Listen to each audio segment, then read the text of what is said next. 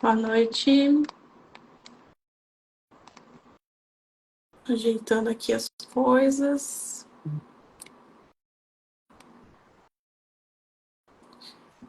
Boa noite.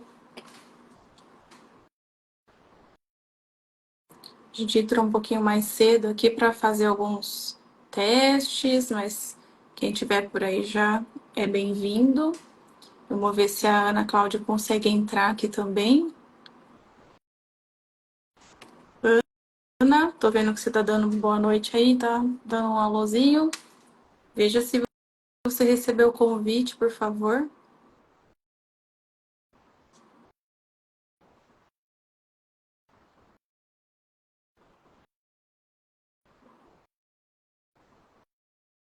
Oi, pessoal. Lari, Wally, Gabrielzinho, Rebeca, Jaine, a Ana, Camille, André, Carlos, Amanda, tudo bem?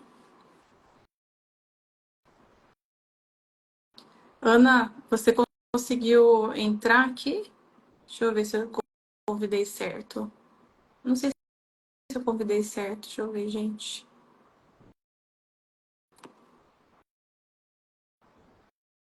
O Alisson, você não quer me ajudar aqui? Deixa eu ver se eu fiz certo aqui.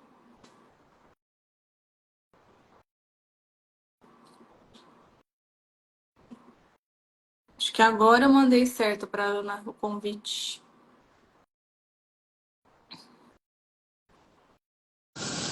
Aí, agora sim, acho que eu tinha mandado errado. Acho que eu Não, só encaminhei para você. pelo Foi celular mesmo, pelo no computador celular. não vai. Ah, então tá bom. Tudo bem, Tudo Ana? bem, boa noite. Boa noite. Vamos dando uns minutinhos aqui para dar as 19, né? Para a gente Sim, começar.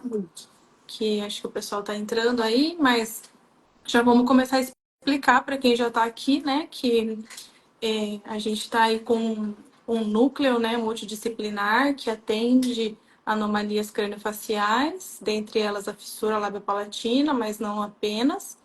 E, na verdade, pelo fato da fissura labiopalatina ser a anomalia craniofacial congênita mais prevalente, né, mais frequente, é muito importante, né, a gente estar falando sobre ela, sim, disseminando aí esse conhecimento, né? Então, é, essa live vem nesse sentido, né, Ana? sim, porque hoje a informação ainda não chega aonde tem que chegar, né? E principalmente a gente fala do nosso núcleo que é Sudeste, assim, a gente já vê situações bem falhas, né? Eu falo do lado ali de paciente e mãe, e a gente olha quando isso é a realidade lá do norte do país, é mais carente ainda e precisa de mais ainda de profissionais, de centros e de informação, acima de tudo, né? Que ainda não consegue chegar nas famílias. Perfeito. E a Ana, né, a gente vai apresentar oficialmente aí daqui a uns minutinhos, mas a Ana tem um papel muito importante, né, por além de ser mãe, né, de uma criança que nasceu com fissura e está em reabilitação, também é uma pessoa muito ativa junto às famílias, né, por meio aí da ONG As Fissuradas. Então, Sim, já começo a te agradecer, Ana, por estar aqui com a gente, né? Eu acho que a sua participação é imprescindível, obrigada. muito importante. Obrigada também o convite aí, a gente sempre que pode estar falando e conversando com as mães, porque a gente percebe que as mães ainda não sabem como agir, né? Por exemplo, mas como que conseguiu? Falando assim agora, nós muito próximos de Fissuras do Brasil, que é a nossa nosso conglomerado aí de todas as instituições, nós resolvemos se unir juntos e para poder carregar um nome só, e às vezes fazia campanhas e ficava, né, e um e outro ideia. A gente então resolveu criar o Fissuras do Brasil para poder alavancar as campanhas. Então hoje a gente está muito também com as políticas públicas, né? Uhum. Então tem sido bem forte isso e muitas vezes as famílias não sabem, mas e como? Como eu começo? Por onde eu começo? Onde eu vou? E a gente está ali para somar, né? Quanto mais gente. E hoje a rede social tem esse papel, né? De disseminar informação e de cutucar quem a gente quer cutucar e cobrar quem a gente quer cobrar. Sem dúvida. Então é muito importante o apoio das famílias. Às vezes você acha que você não está fazendo nada, mas eu não faço nada, eu não. Não, mas se você apoiar, se você fizer um repost ali, se você marcar aquela pessoa que a gente precisa marcar, isso já é de muita valia para nós. Sem dúvida. E aí, unindo forças, né? Isso Sim, tudo toma um volume maior e aí tem mais voz, né? é, Eu acho que aí é, consegue conquistas maiores, né? sim. É isso. Para quem está chegando aí agora, a gente está aí só esperando dar o horário, né? Para começar oficialmente a nossa live. A gente já vai explicar a dinâmica dela, como que vai funcionar, tá bom? Na verdade, acabou de dar 19 horas, então acho que a gente pode já começar a se apresentar oficialmente agora, né, Ana? Isso. Bom, eu sou a Melissa, eu sou fonoaudióloga, moro em Bauru, né? Eu posso dizer que eu atuo quase que exclusivamente, na verdade exclusivamente, né, com anomalias craniofaciais e com um pouco do que a gente estava falando aqui. Então, por ser um conhecimento muito específico, eu acho que quem trabalha com isso acaba tendo a responsabilidade de divulgar, visando principalmente ajudar, né, os pacientes, as famílias e disseminar mesmo esse conhecimento, né? Nós temos então aí o Núcleo AIMA, né? Então sigam aí o perfil para que vocês possam ter acesso a informações dessa área, não só da fonoaudiologia, como das outras áreas envolvidas, que são várias, né? E ali nós temos representantes de todas as áreas, né, do conhecimento, todas as diferentes profissões aí que estão relacionadas ao tratamento das anomalias craniofaciais, com profissionais muito experientes. Então, quem se interessa pela área, né? Então eu sugiro aí seguir a página e acompanhando as novidades, as postagens, as lives, né? Na verdade, essa é a primeira de um ciclo de lives que vão englobar as diferentes áreas, tá? E aí eu também já gostaria de novo de agradecer aqui a Ana Cláudia, a presidente da ONG As Fissuradas, mãe do Bento, nossa querida parceira ali de jornada no dia a dia, a gente se tromba ali no hospital, né, Ana? É Sim, uma pessoa muito importante, muito articulada, muito querida, então eu quero te agradecer e quero que você fale um pouquinho sobre você. obrigada. Estou muito feliz de estar aqui. A gente estava um pouquinho parado aí nas redes sociais, é porque tem outras demandas, tem a família e outras crianças, né? 3 crianças, não é fácil. Mas a gente sempre está nos bastidores, vamos dizer assim. Nunca abandonamos a situação. Eu sou mãe do Bento, do Lucas e do Antônio. O Bento é fissurado de palato e sequência de Pierre-Robin. E a gente está no Hospital de Anomalias Craniofaciais, no Centrinho, desde 10 dias de nascido dele até hoje. E aí eu me engajei, eu me encantei quando eu cheguei lá, eu me encantei. Na minha cabeça eu dizia, aquilo que eu via na minha cidade, eu falei, não é possível, isso tem que chegar para mais gente, né? Isso tem que, as pessoas têm que saber que isso existe e que sim existe um tratamento e que você pode, o seu filho ter uma plena reabilitação, tendo acesso, né, aos tratamentos a tempo. E aí eu comecei a me engajar com as famílias, e aí conheci a Luísa, a Dani, a Fabi, as meninas da ONG.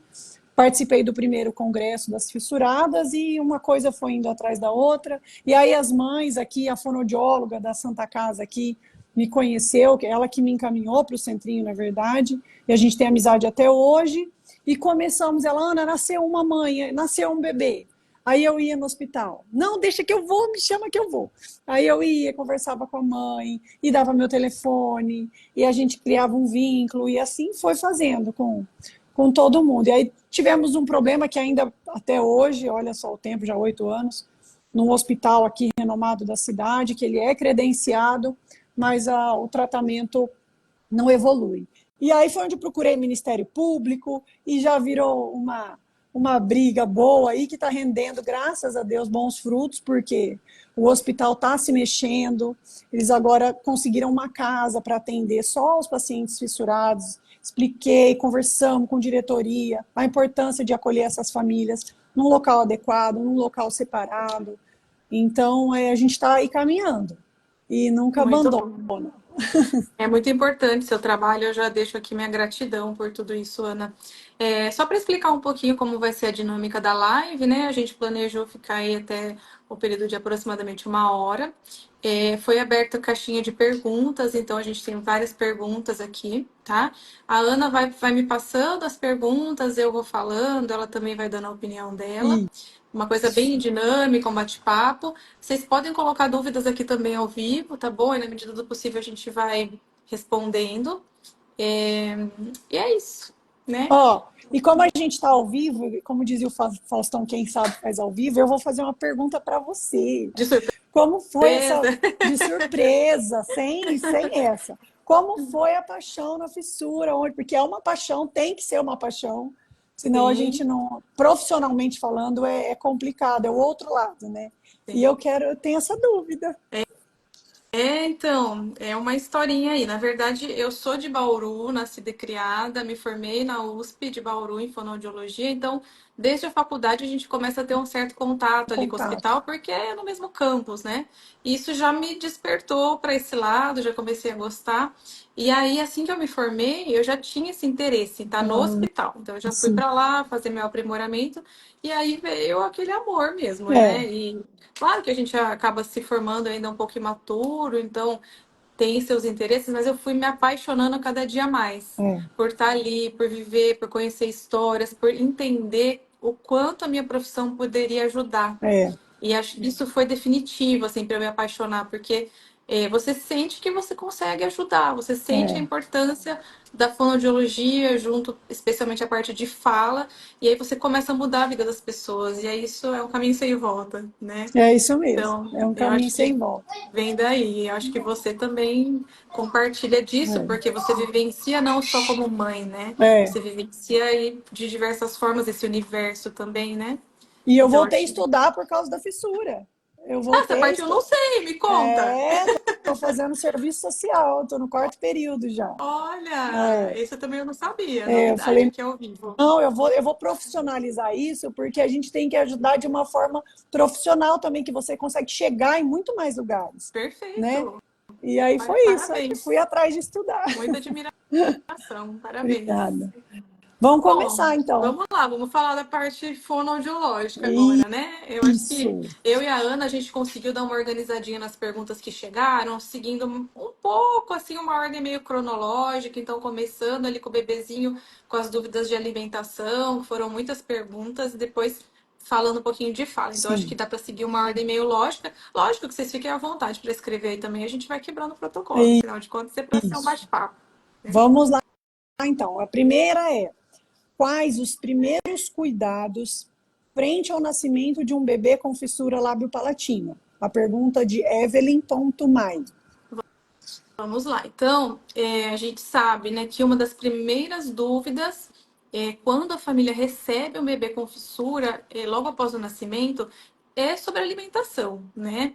Então, quando acontece o diagnóstico pré-natal, é comum que essa família já vá em busca de informações e consiga se sentir aí um pouco mais seguro para receber esse bebê, já sabendo um pouquinho, né, das particularidades, enfim, mas a gente sabe ainda que a maior parte dos diagnósticos hoje ainda acontece ao nascimento, né? E aí é o momento que a gente precisa garantir para esse bebê uma alimentação eficaz, uma alimentação segura, e aí nesse ponto que já o fonoaudiólogo pode ajudar. Claro que aí em conjunto, né? Então a pediatria, a nutrição, esses profissionais da enfermagem vão também estar ajudando, mas eu diria aí que primeiros cuidados tem mais a ver com essa área, né? Além, claro, dos cuidados que todo recém-nascido necessita. Sim. E você acha que, por exemplo, a primeira preocupação da família é a alimentação? Ou já vem a fala na cabeça, assim? Olha, a maioria que eu sinto assim no dia a dia vem junto também, mas eu acho que a questão da alimentação é algo muito que É, grita, né? Você precisa alimentar seu bebê. Então acaba que a gente da fono mesmo se organiza para passar mais informações dessa área e ah, deixa, e postergar um sim, pouquinho da fala, mas não muito, tá? A gente já vai é, falar sobre isso também. verdade. Legal. A segunda, já ouvi dizer que tem hospitais com protocolo de sonda alimentadora ao nascer, sem avaliação prévia. Também da Evelyn.mai. Então, Evelyn, o bebê com a fissura isolada, né? Ou seja, a fissura labiopalatina não sindrômica, como ele tem um desenvolvimento habitualmente dentro do normal, desenvolvimento típico, ele tem a capacidade também de se alimentar, né, pela boca, com alguns ajustes, né, claro, mas de uma forma segura, de uma forma funcional.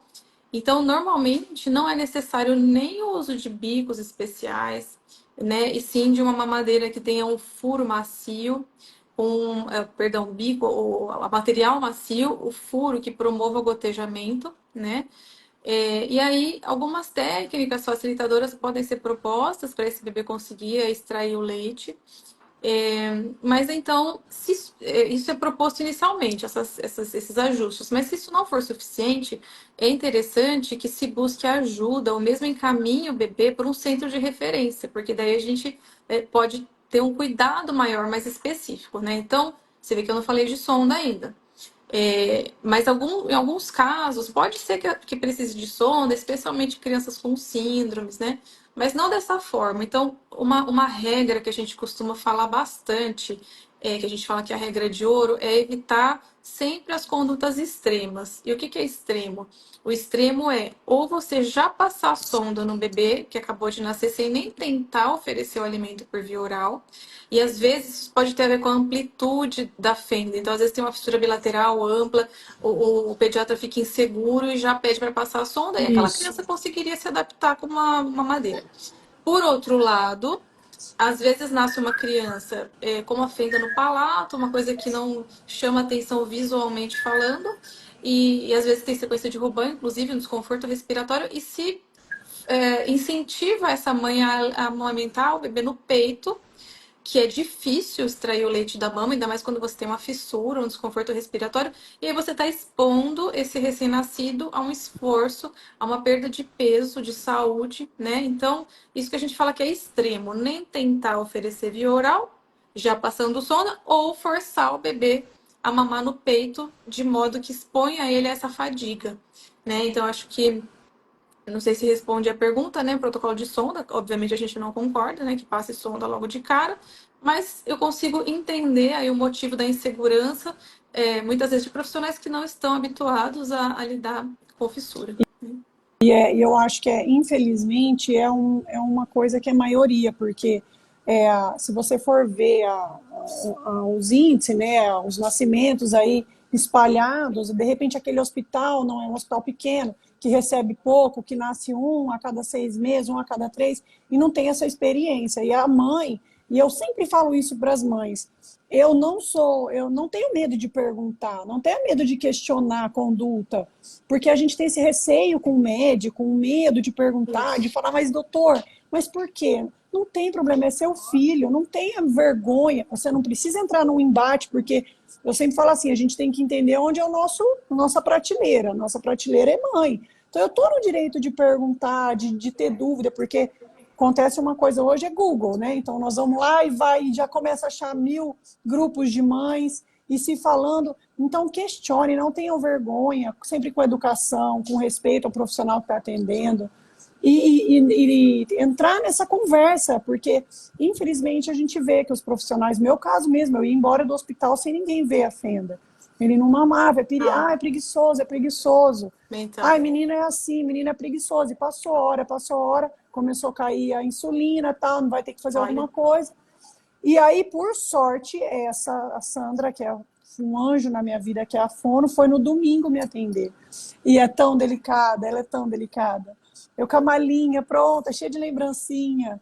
Não, ela fantástico. falava assim, pôs o dedinho, tem uma pelinha. Eu falei, ai, uma pelinha? Não, é um buraquinho. Aí pronto. Olha, E só. aí, muito delicada, não, é uma fendinha. Senta aí que a gente vai conversar e você não vai Nossa. embora. Então, Olha que por sorte, importante.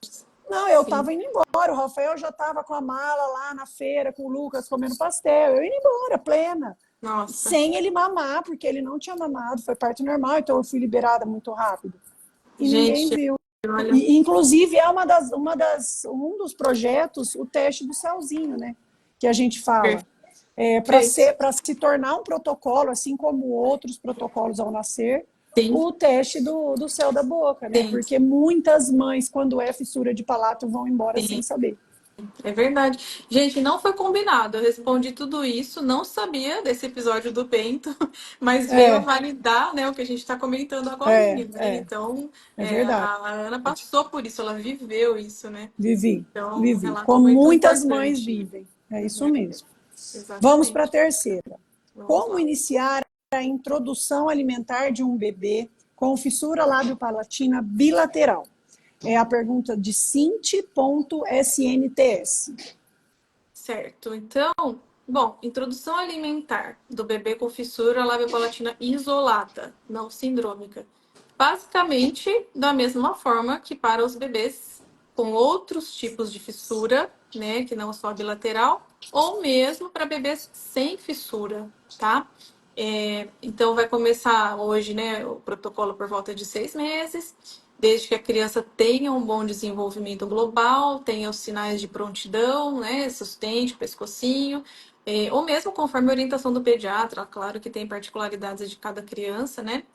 E eu diria assim que as dificuldades elas são basicamente as de qualquer criança. Então, precisa aos poucos ir treinando aí essa mastigação é diferente da sucção, é uma função aprendida. Então, o bebê ele vai progredindo nesse sentido conforme vai progredindo as consistências, né?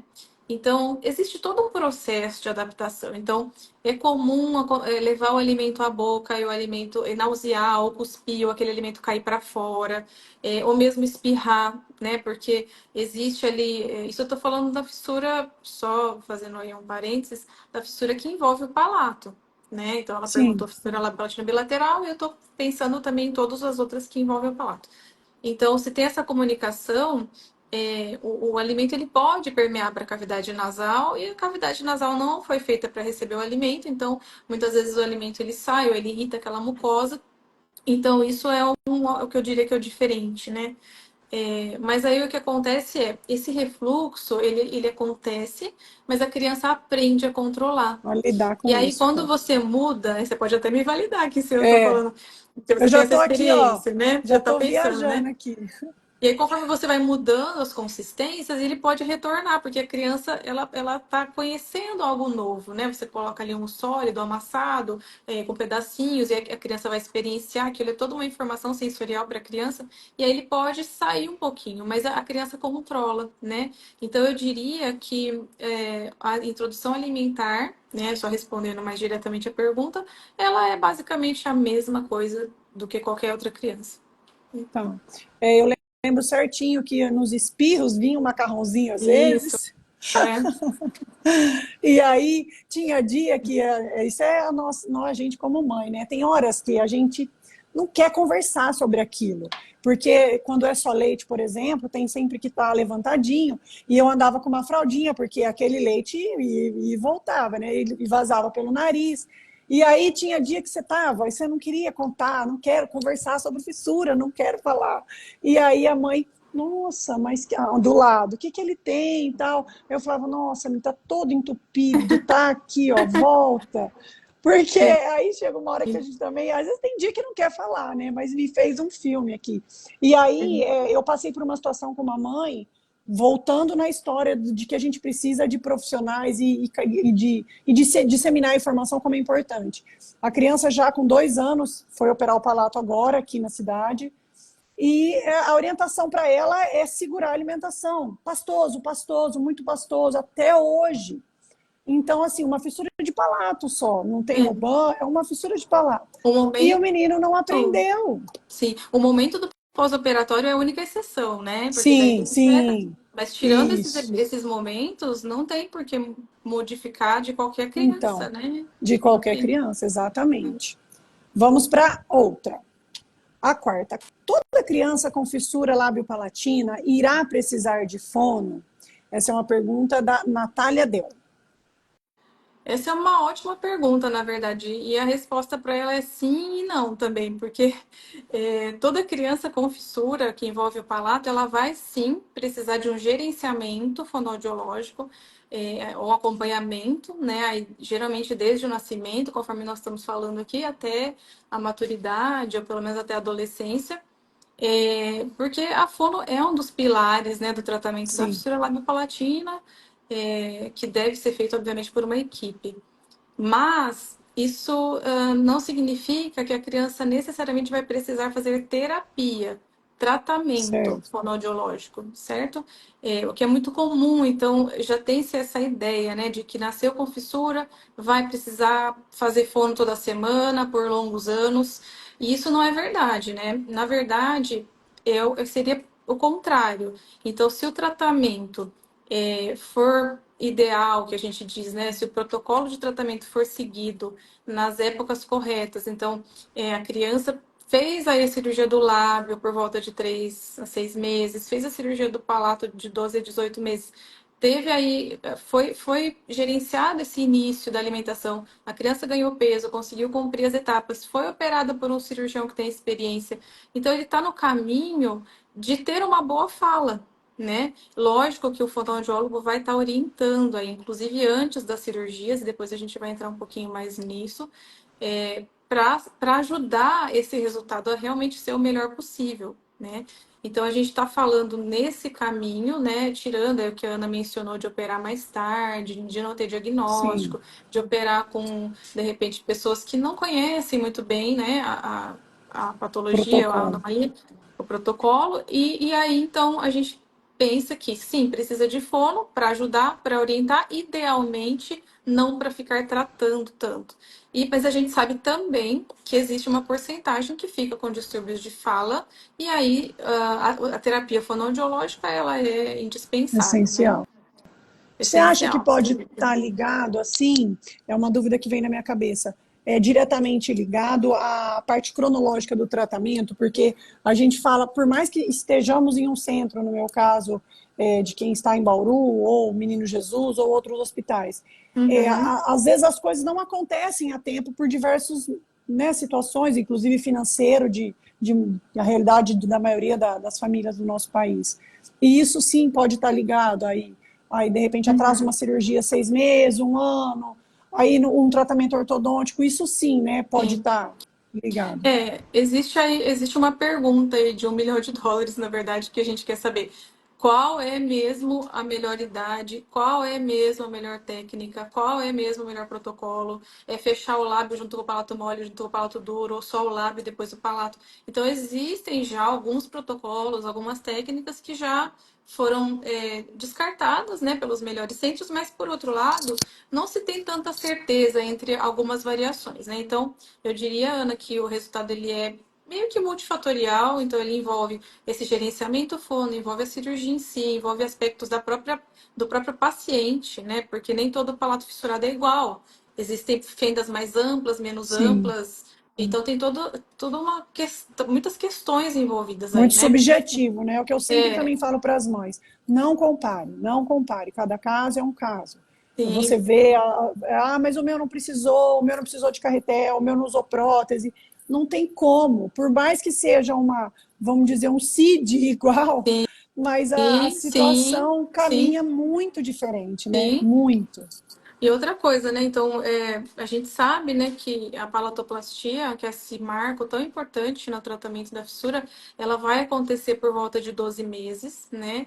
E todo mundo sabe que um bebê produz sons já antes disso. Então, começa a vocalizar, começa a balbuciar, e tudo isso ele está experimentando ali com o palato aberto. Então, já tem vários estudos hoje mostrando que todo esse desenvolvimento da fala no primeiro ano de vida, na fissura, ele é diferente, tanto em volume de emissões quanto em qualidade, né? Então, e se a gente, agora falando um pouco sobre a idade, né, da cirurgia, então, se a gente for postergando, então, aquela criança não ganhou peso, por algum motivo perdeu a cirurgia que era É, para ser com 12, passou para 13, passou para 14. Pode parecer para a gente que 1, 2, 3, 4 meses não é tanto tempo, porque para nós adultos realmente não é, e é uma cirurgia eletiva. Só que para um bebê que está em plena aquisição, desenvolvimento de linguagem, é um período importante, né? Ele está ali em pleno desenvolvimento. E então já é comprovado isso, que poucos meses de diferença já tem um impacto na fala, né? Então é toda, é, você vê que Quando você entra nesse cuidado geral de equipe e você tem um bebê que consegue se alimentar bem, consegue ganhar peso, consegue passar pelas orientações preventivas e consegue fazer as cirurgias na época certa, você começa a ter uma engrenagem funcionando, tudo no sentido de trazer para ele uma boa fala. É claro que pode Sim, acontecer intercorrência no pós-operatório, pode abrir, a criança pode ficar doente, tem uma série de questões envolvidas, mas a gente faz a engrenagem caminhar para esse lado de ter uma boa fala, né? sim. Então, acho que tem, como eu te falei, tem vários aspectos, mas cada vez mais hoje a fonoaudiologia foca nesse bebê, nesse primeiro ano de vida, em prevenir os problemas mais do que tratar. Que legal. Vamos lá. Tem aqui nós vamos fazer uma junção de perguntas, né? Que nós vamos unir em uma só. É isso mesmo? Eu pode ler as três? Pode, Ótimo. eu tô com as perguntas aqui abertas Vamos também, lá. dando uma olhadinha. O tratamento com a fonoaudióloga acontece antes ou depois da cirurgia? Eu não sei se eu estiver falando errado, o Ali Botelho. Depois, qual a idade para começar o tratamento fonoaudiólogo?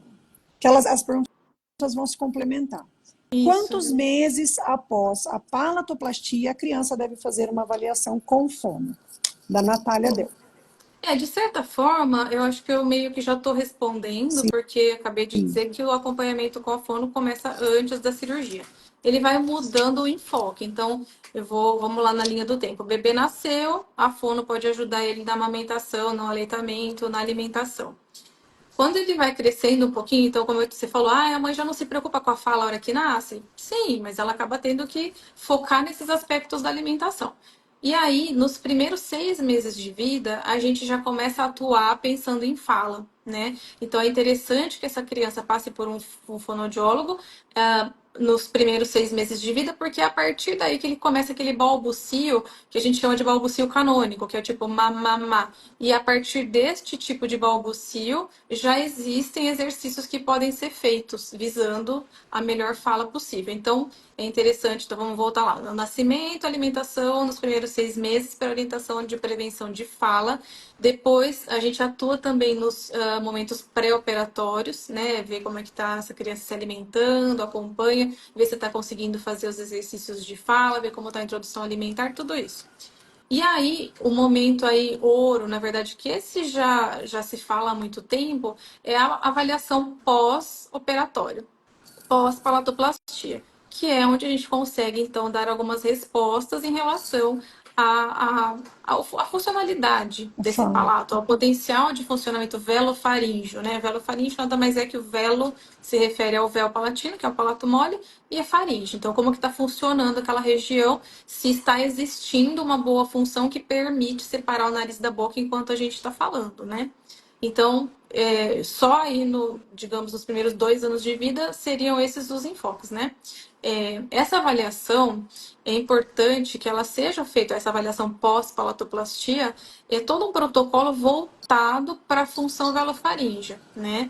Então, é claro que o E aí o fonoaudiólogo. olhar muda, né, da fono. Aí o olhar muda, aquele Isso, olhar que era de alimentação e tal, agora isso. o enfoque é O outro, né, a enfoque funcionalidade. é isso, exatamente.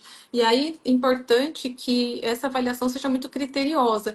E muitas vezes, por isso que a gente fala da importância de divulgar o conhecimento específico, do treinamento de profissionais, porque não basta você pegar um protocolo e tentar aplicar. O Sim, fonoaudiólogo tem que ter o ouvido treinado, porque senão ele não consegue identificar o tipo de alteração de fala, que na fissura tem alguns que são muito específicos, né?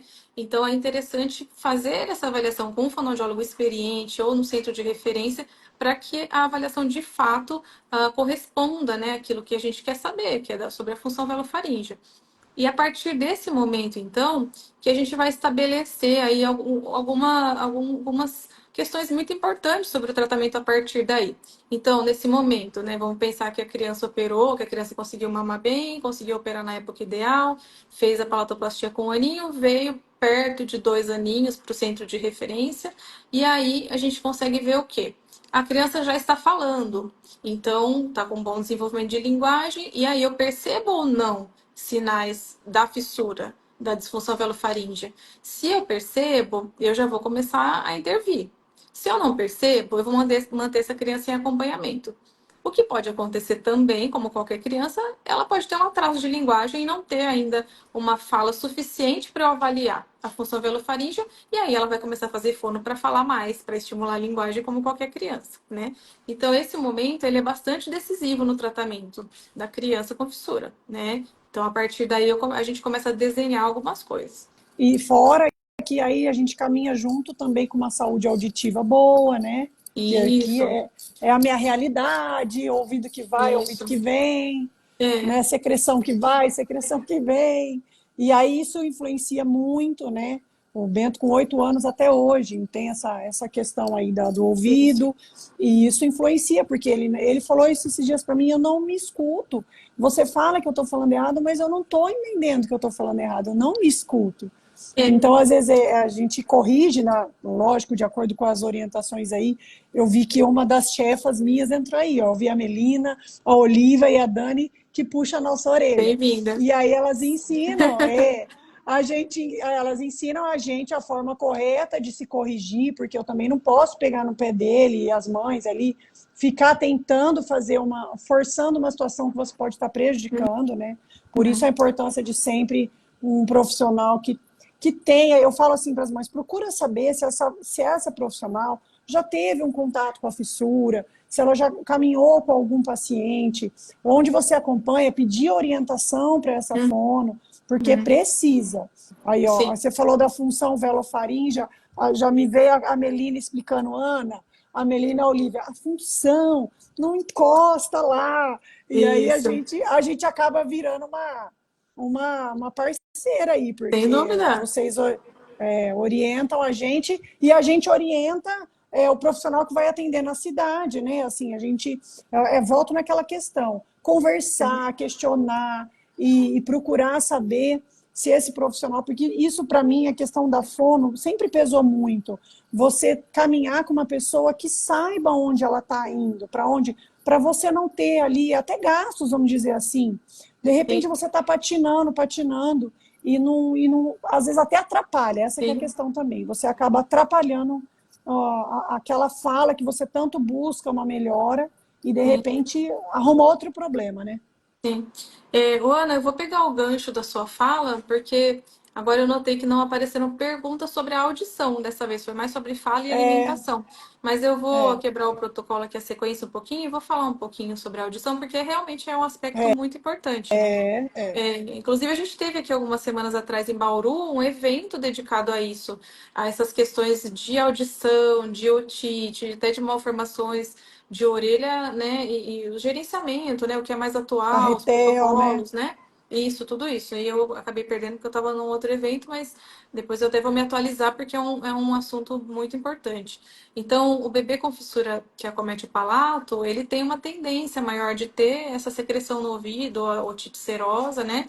E muitas vezes as mães não têm queixas porque não tem, às vezes, grandes sintomas, não tem dor, febre, enfim. E aí, às vezes, demora para se perceber. Então, a criança com fissura, ela precisa fazer o teste da orelhinha, a triagem auditiva neonatal, como qualquer criança. O protocolo ideal seria um pouco diferente, né, por conta do teste de emissões autoacústicas. A criança que tem a secreção, ela tende a falhar. Isso não significa que ela é surda, né, mas que ela não conseguiu captar ali a resposta.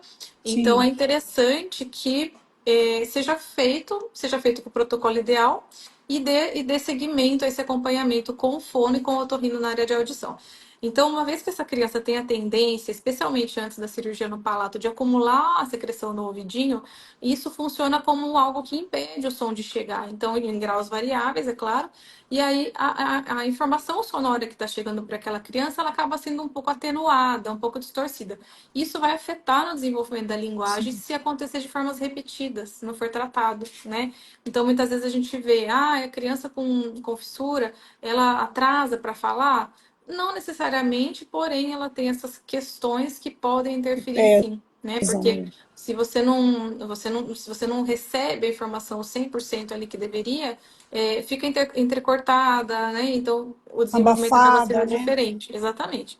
Então, o recomendado é fazer novamente, fazer a cirurgia na época certa, a própria palatoplastia, ao reposicionar o músculo do palato, acaba ajudando na tuba auditiva, né? Porque existe uma ligação ali interna entre a tuba auditiva. Na verdade, ela funciona muito por ação dos músculos do palato. Então, uma vez que você faz esse palato funcional, é para essa função melhorar também. Mas acontece, às vezes, de necessitar outros recursos, como a drenagem do catarrinho Sim. ali no ouvido, no próprio ato cirúrgico, com a colocação de um tubinho de ventilação, né? Isso pode ser feito junto com outra cirurgia ou em qualquer momento Isso. da vida, né? Então, assim, só para alertar da importância também do acompanhamento Do com o otorrino, acompanhamento. né? E com a fono e fazer esses exames periódicos de audição, E certo? você falou uma coisa no nascimento rapidinho. Necessariamente, quando faz o teste da orelhinha numa criança com fissura, ele vai dar um resultado não esperado? Não necessariamente. Existe um risco maior de falhar. Não quer dizer que todos vão falhar. For testado Porque aí fala com. assim, eu já ouvi mães assim, meu Deus, será que não escuta? Será que é surdo? Porque a fono Então, falou que o exame veio, é.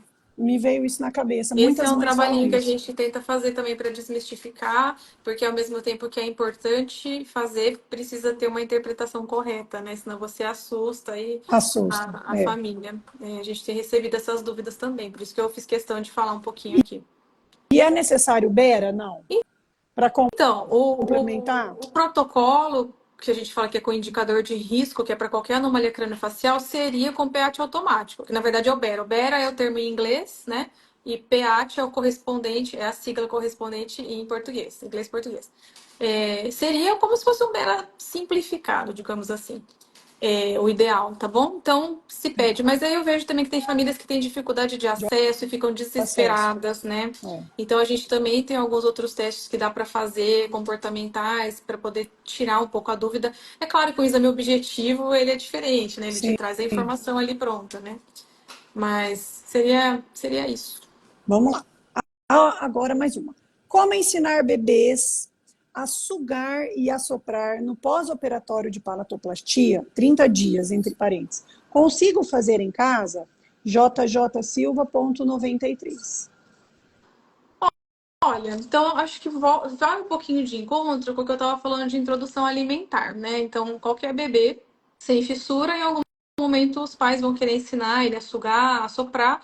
Isso também vai exigir aí um treino, né?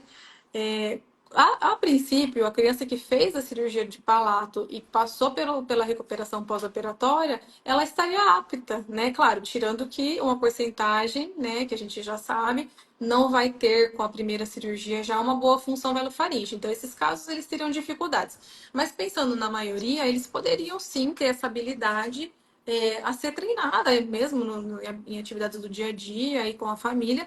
Mas eu não sei, assim, acho que você como mãe, acho que Ó, você pode me eu complementar, ia, mas eu ia complementar que é, eles mesmos aprendem, ó. O Bento fazia assim.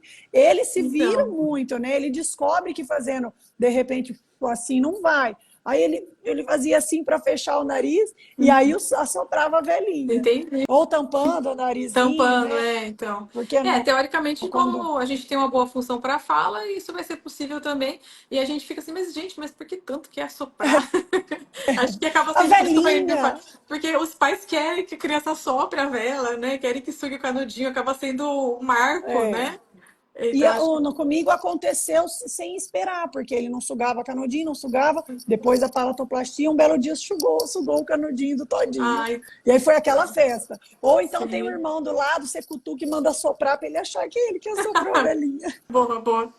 Já pega carona, né? Já. Ai, tá Como certo. estimular, como estimular a fala no pós-operatório de palatoplastia, também da JJ Silva 93. Então, quando se faz a cirurgia de fechamento do palato, né, depois do período aí de recuperação e tudo, a gente pode estimular essa criança a falar tudo. Então, eu acho que eu não entrei nesse mérito, mas eu estava falando do pré-operatório de palatoplastia e como tem algumas particularidades sobre a fala. Então, a gente ensina os pais a fazer uma estimulação de fala antes da cirurgia um pouco mais seletiva, não forçando a criança a emitir aqueles sons que ela teria uma dificuldade anatômica para produzir. E aí, a partir, isso é o que basicamente muda mais, né? Então, no pós-operatório, a gente já atende de novo essa família e orienta a estimular tudo, conversar com a criança, contextualizar a fala, como qualquer criança, né? Então, não é para ter restrições sobre a estimulação de fala no pós-operatório. É claro que você sabe que aquela criança teve uma fissura, foi submetida a uma cirurgia, tem uma possibilidade de cair naquela porcentagem de insuficiência velofaríngea, de alteração articulatória, então você vai manter um monitoramento desses aspectos também. Então você vai estimular, mas ao mesmo tempo vai estar monitorando e se aparecer algum sonzinho diferente, escapando pelo nariz, e aí você já vai procurar fono para, ou mesmo a própria fono pode estar fazendo esse monitoramento, né? Então o acompanhamento ele é importante. Ela complementou aqui que a dúvida dela maior era sobre a mamadeira, sobre o sugar. Porque eu não sei, eu acho que você vai, lógico, falar melhor que eu, mas a gente percebe que antes da palatoplastia eles adquirem algumas manias. E aí, como não se aprendia a sugar, não tinha aquilo, eu acho que é um processo, né? Isso demora talvez um tempo. Depois, Isso, até eles administrarem tudo aquilo, isso, recolocar isso, isso, o isso. cérebro no local certo, né, para Sim, sim, conseguir sugar. Agora, ela, como sim. mãe, tem alguma coisa a se fazer? Por exemplo, assim, eu não sei, me veio na cabeça, operou, continua com o biquinho, no caso, aquelas nossas chuquinhas que não se acha mais, ou uma mamadeira Não, de látex, não. continua furando, não. Não, aí você vai precisar. Então, tira, claro que vai ter criança que não vai conseguir ainda uma boa função após a cirurgia, mas a maioria vai. E aí a gente recomenda já que não precisa mais desses bicos Aliás, o de látex está até difícil de achar, Não até para os acha. bebês pequenininhos, né? A gente faz Então, é uma mamadeira campanha, já. inclusive. Hã? Inclusive, quem Isso, tiver sim, pode entrar em contato com a gente, porque sim, muita mãe precisa sim. e não acha encanto nenhum. Aí depois que passa o período que o cirurgião determina, geralmente 30 dias sem o bico, vai voltando, né? E aí Sim, essa criança já vai ter a possibilidade de fazer o movimento de sucção e de, inclusive, trabalhar os músculos da face, os músculos periorais, né? E aí certo. é para ter uma desenvoltura melhor. É claro que depois da cirurgia, mesmo respeitando esse período aí de pós-operatório, o músculo, o palato não tá já 100% funcional imediatamente. Ele vai Sim, tendo, aos poucos ele vai funcionando. Então, a gente também pede para quando no pré-operatório a gente ensina a manobra de oclusão nasal para prevenir a instalação das articulações compensatórias e depois da cirurgia, depois da liberação do cirurgião, a gente pede para voltar um pouquinho ainda com essa manobra justamente para você estimular ali o funcionamento do véu palatino. Mas fora isso, não tem nada de muito específico para esse momento. certo. Vamos lá. Quais os principais fonemas que devem ser observados para avaliar um anasalamento da voz? O A Natália. o termo correto para isso, né, é hipernasalidade, que é o excesso de ressonância nasal sobre o oral quando a gente fala, né? Na verdade, na nossa língua, na língua portuguesa, a gente tem uma grande maioria de sons orais, né? Então, quando eu falo papai, tatu, dedo, caqui, fofoca, saci, a grande maioria dos sons, eu estou fazendo sons orais que devem vir exclusivamente pela boca. Então, qualquer energia acústica que venha pelo nariz enquanto eu falo esses sons é indesejável. Então, qualquer um desses sons, se vier para o nariz, ele serve para avaliar a hipernasalidade, com exceção dos que já são nasais. Mamãe, nenê, manhã, minhoca, você sabe já, né, Ana? Tô vendo você assim, gente que faz fono já sabe, né? Mas E eu já então estou a pensando nos grande. sotaques também. Não, Uma também vez eu conversei isso com as tem meninas. variações Por causa dos regionais, de sotaques, sotaque, nossa, como que isso às vezes intensifica, né? Você sim, sem pegar dúvida. lá em Fortaleza, Alagoas, né? Que isso já é manhinha, já é muito, né, Sim, lá no narizinho, então isso vai intensificar sim, o som, né? Eu sim, lembrei disso exatamente. também.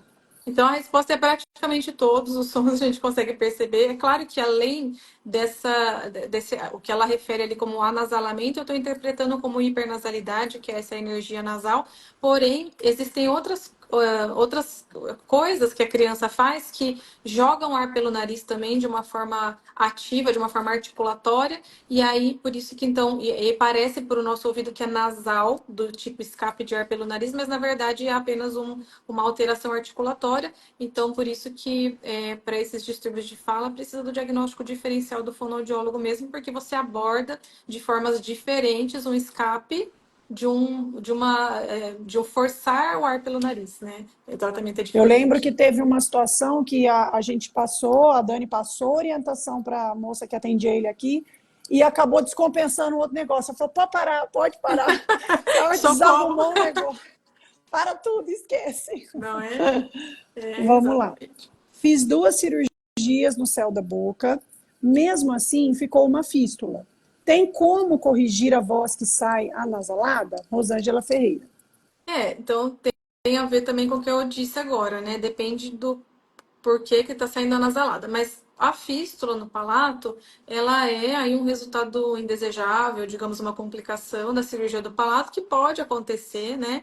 Mas a gente tem fístulas e fístulas. Então, É. existem fístulas grandes, com muita implicação funcional, com escape de ar pelo nariz, com passagem de alimentos.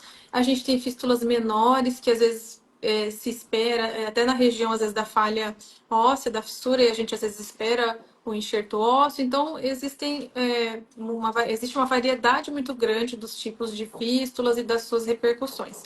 Precisa de uma avaliação fonoaudiológica, né? Para realmente qualquer resposta que eu dei aqui vai ser um pouco pretensiosa, porque Vaga. tem muitas coisas aí envolvidas e precisa, então.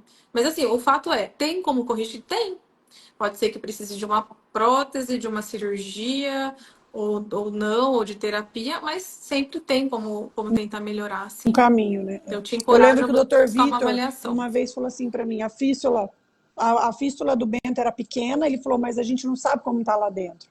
De repente, o que mostra aqui está maravilhoso, isso aí não vai influenciar nada. Só que ele falava assim, o assoalho nasal, lá por dentro, a gente vai ter que mexer e abrir de novo para saber como que ficou lá dentro. Então, às vezes, você olha um negocinho, isso não é nada. Mas, de repente, vai atrapalhar ali e Isso. precisa de outra correção, Não, né? essa questão da fístula é todo um capítulo aí. Todo um capítulo à parte. Criança com fissura somente no lábio também precisa de acompanhamento com fono? Diário da Maria Catarina. Basicamente, da mesma forma que uma criança sem fissura precisa de fono, né? Então, não tem nada de muito particular sobre essa criança, né? Então, se o palato está todo íntegro, ela não vai ter essas dificuldades todas que nós estamos abordando aqui na live. Mas ela pode ter outras questões fonoaudiológicas, sim, né? E de repente, dependendo da extensão da fissura, se pega aqui o rebordo alveolar, às vezes pode ter alguma questão de crescimento, pode ter alguma questão relacionada aos aspectos ortodônticos, de mordida, mas claro que aí numa proporção bem menor, né? Seriam questões menos importantes do que na fissura que envolve o palato. Sim. Existe algum caso no qual o tratamento é mais desafiador? É o Ali Botelho. Assim, sim, acho que eu pensaria de cara em algumas condições aí sindrômicas, né? Sindrômicas. Especialmente a síndrome velocardifacial, que é uma síndrome que tem frequentemente, né, fissura no palato, ou mesmo alterações de palato sem fissura, né? Então são casos de difícil reabilitação, às vezes de difícil diagnóstico também, né? A própria sequência de Robin, eu diria que é um pouco mais desafiador, né? Porque uma vez que você tem essa língua retroposicionada lá, logo após o nascimento, que vai causar o desconforto respiratório, isso também vai acabar gerando um padrão articulatório diferente. A fenda, muitas vezes em U, é uma fenda mais ampla, né? Então, predispõe ao resultado de fala com mais frequência um resultado insuficiente, um resultado ruim. Então, eu diria que casos como esses acabam sendo um pouco mais difíceis, né, de um modo geral. E acho que na fissura isolada, acho que não Não é. penso, não.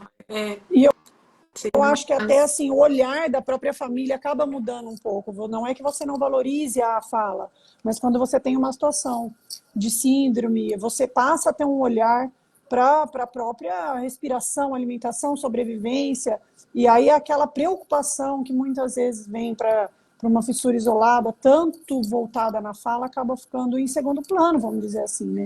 isso sim, isso pode acontecer. Mas eu tenho visto, Ana, uma preocupação muito frequente, muito crescente até das famílias em relação à fala, sabe?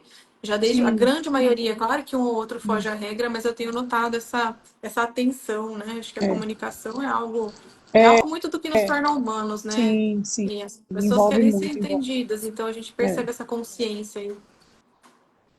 Vamos lá. Também do óleo botelho. Após o tratamento com fonoaudiologia, o paciente pode ficar com sequelas? E aí dá para juntar com a outra. Quanto tempo dura o tratamento de um fissurado com a fono? Eu acho que, na verdade, a fonoaudiologia ela vem para tratar possíveis sequelas, né? Acho que eu não gosto muito desse termo, mas possíveis distúrbios de fala, né? Mas aí quando você pensa, eu acho que eu entendi o que ele quis dizer, é de repente ficar com distúrbio de fala residual, né? Isso pode acontecer, especialmente nos casos em que não foi seguido o protocolo de tratamento, a cirurgia foi mais tardia, foi inadequada, e aí você às vezes chega num adulto que ainda não tem uma boa comunicação, e aí tudo que você vai aprender, um novo padrão, uma nova língua, né? Então é mais difícil quando você é mais velho.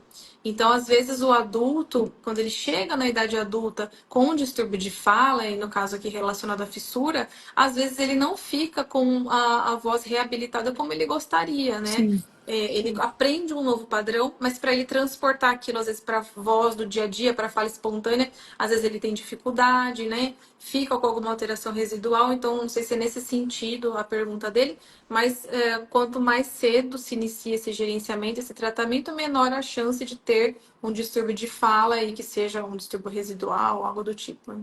e eu percebo em relação ao adulto, assim, algumas situações já chegaram para mim, de que o adulto cansa.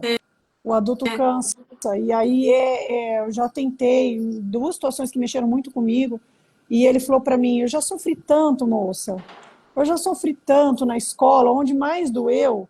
Eu não vou mais atrás disso agora. Eu estou bem, eu tenho família, eu tenho filho. Não vou mexer. Não quero mais saber de deitar numa mesa cirúrgica. Eu é. acho que tem muito isso também, né? É, Essa parte aí. tem essa questão da cirurgia, de encarar uma prótese e tudo, É, mas é muito do que é aprendido, né? Eu falo em termos de fonoterapia, é difícil, porque chega um ponto que a gente começa a perceber mesmo algumas limitações, né? é, Eu não trabalho tanto com adulto, já trabalhei de terapia para adulto, mas eu trabalho muito mais com crianças. Mas realmente, o adulto ele tem que estar extremamente motivado, ele tem que ser extremamente disciplinado.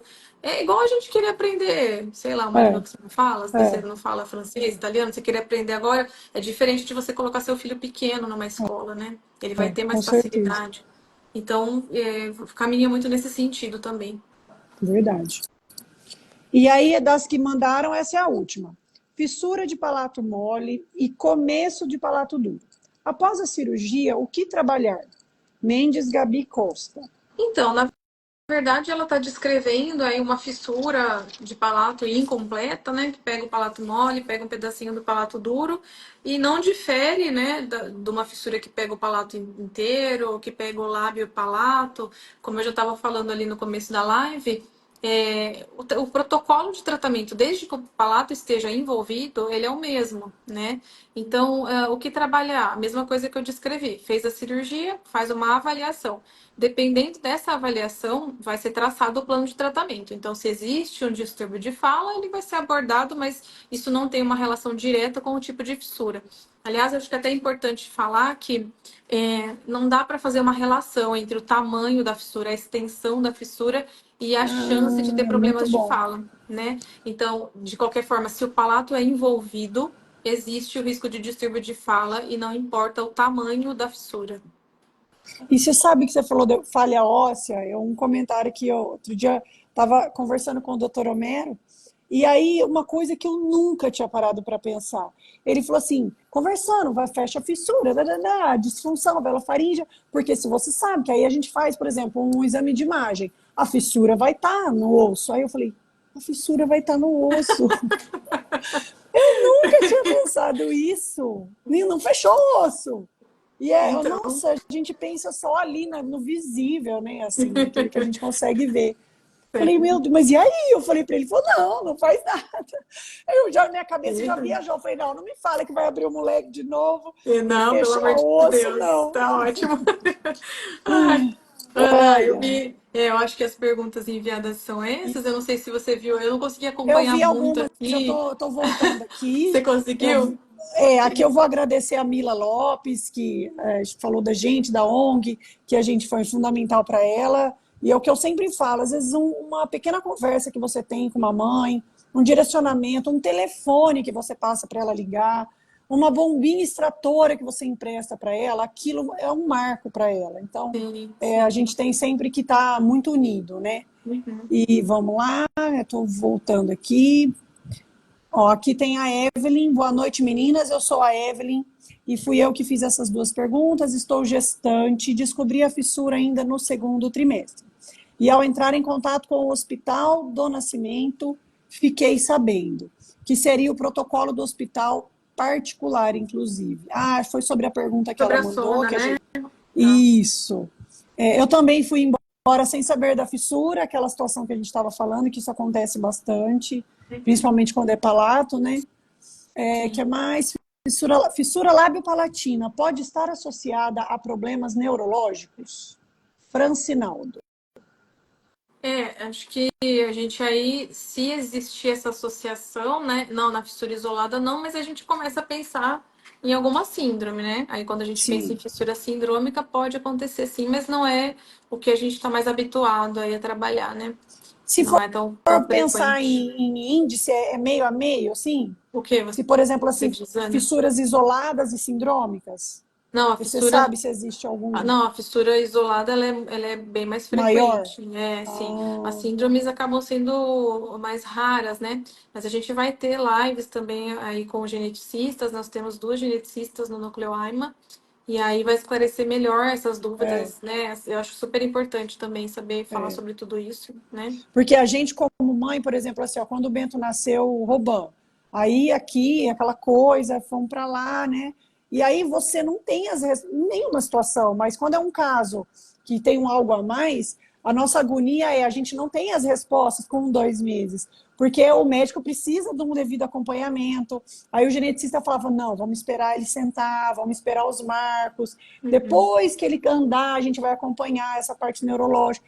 Meu Deus, aquilo é uma bola de fogo, porque a gente quer a resposta, né? E quando tem uma situação a mais, tem que ter essa paciência, essa confiança, principalmente nos profissionais que você vai, que não ficar pulando, assim, porque a partir do momento que você segue, eu sou muito assim, eu tô lá e eu escuto lá. Uhum. E é lá que eu vou seguir e confiar em quem está me dando aquela informação, né? Sim, Tem muito isso também, ter pôr a cuca no lugar, por mais que em muitos momentos é bem difícil. Tem uma sem aqui, dúvida. ó.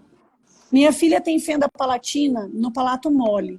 Ela fez o teste da orelha e do Bera, deu alterado. Ela teve um leve atraso na hora de ouvir. Não é pergunta, mas um comentário quando a gente estava falando do Bera. O que a gente estava falando, né? É importante ter feito. Eu acho que talvez esse leve atraso, ela está querendo dizer do que ela foi orientada, porque existe um padrão específico das ondas lá do Bera de quando tem catarrinho no ouvido e é um atraso mesmo da latência das ondas de um tipo específico, então talvez ela esteja se referindo a isso. Eu não sei, né? Não vi os exames da sua filha, Jéssica, mas pode ser que tenha a ver, então, com esse possível fluido no ouvido, né? É interessante você procurar um otorrino, levar os exames, né? E acompanhar.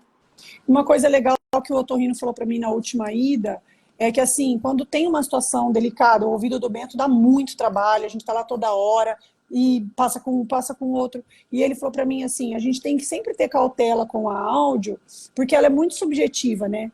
Então a gente tem que tomar cuidado, por exemplo, assim, se ele tiver num dia de saco cheio, cansado, a resposta dele pode variar. Se fizer no outro dia, vamos repetir, vamos refazer o exame. Passado aí 2, 3 dias, ele dormiu, está descansado. Porque tem muito isso, né, Mel? Porque a criança tem que colaborar ali num áudio, É, principalmente. a audiometria não é um exame objetivo, via de regra é um exame mesmo subjetivo, mas a gente, eu faço esse exame, né? Sou fonoaudióloga, a gente tem estratégias para identificar Ah, se as coisas estão sim. compatíveis ou não, mas com a criança especificamente é mais complicado mesmo, e aí tem hora que a criança cansa e você vê que É, perdeu o foco. Então, às vezes, você não consegue completar o exame e às vezes você sabe que aquela resposta não está muito confiável. Então, entendi, não é também assim entendi. totalmente Não tem aleatório, né? como a Então a gente criança tem. enganar, tipo assim, É né? isso, isso. A gente geralmente sabe o que está acontecendo, que a criança que não está respondendo, tem algumas estratégias, mas também não deixa de ser um exame subjetivo, então, em alguns momentos, o objetivo, que é aquele que você mede a resposta, independentemente da criança te dar a resposta ou não, ele tem as suas indicações também, e no caso o BERA é um exame objetivo. Sim. Acho que tem ela, aquela do bico, da mamadeira, que ela tá mordendo, essas crianças danadas, elas aprendem as coisas assim, se viram que é uma coisa de doido. O óleo Então, não tem problema. aqui, aqui, ó, mais uma. Minhas queridas, quanto tempo pós-operatório, palatoplastia, procurar avaliação da fono? Desculpa se já respondi. Não estou vendo aqui. Então, depois da palatoplastia, a gente costuma esperar um pouquinho para que a criança possa falar, né? Para que possa ser possível avaliar a fala. E isso costuma acontecer a partir de 1 ano e meio, 1 ano e 8 meses, mais perto dos dois, que é possível, né? É claro que se você tem uma criança nessa idade que você vê que não está falando quase nada, não é uma criança comunicativa, é importante já procurar um fono pensando nesse desenvolvimento de linguagem, mas pensando na fissura, seria aí quando a criança já emite algumas palavrinhas que é por volta aí de 1 ano e 8, mais ou menos. Legal. Acho que é só, então, eu já olhei tudo aqui, Ótimo! Nossa, mas a ó, gente está muito muito pontual. A gente começou às germânica. 19, está fechando às 20.